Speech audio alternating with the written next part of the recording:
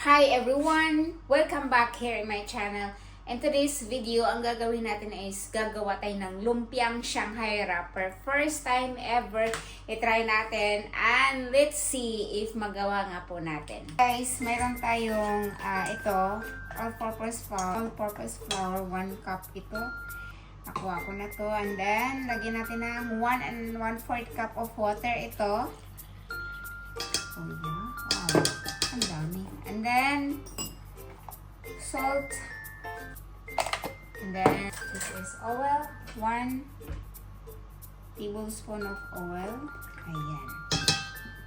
So, use natin to gawa tayo ng butter nito. This is my first time. Wanna see how it goes. Oh yeah. Parang okay naman siya. Para siyang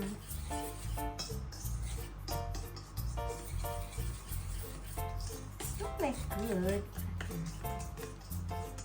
Easy lang palang gumawa ng lumpia wrapper eh.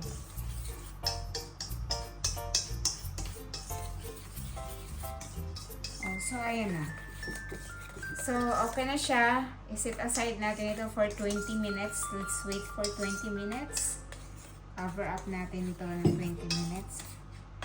Let's see how it goes in 20 minutes.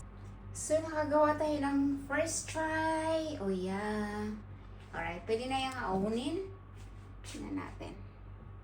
Spatula. Pwede na. Okay, slowly. Oh, yeah. Oh, diba? Oh. First try. Not bad. Okay.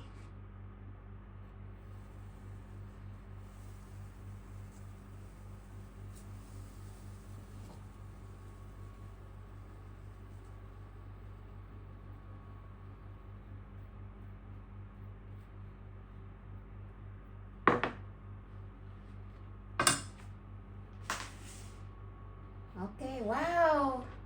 Wow! Nakakagawa na ako ng lumpia wrapper. O, diba? It's easy. It's easy lang pala gumawa.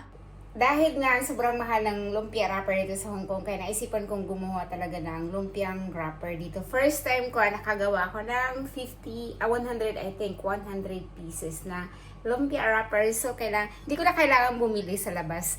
Gagawa na lang ako ng sarili ko at makakabuo na tayo ng lumpia anytime. So, thank you so much everyone for watching my video today. Bye for now. Until the next video again.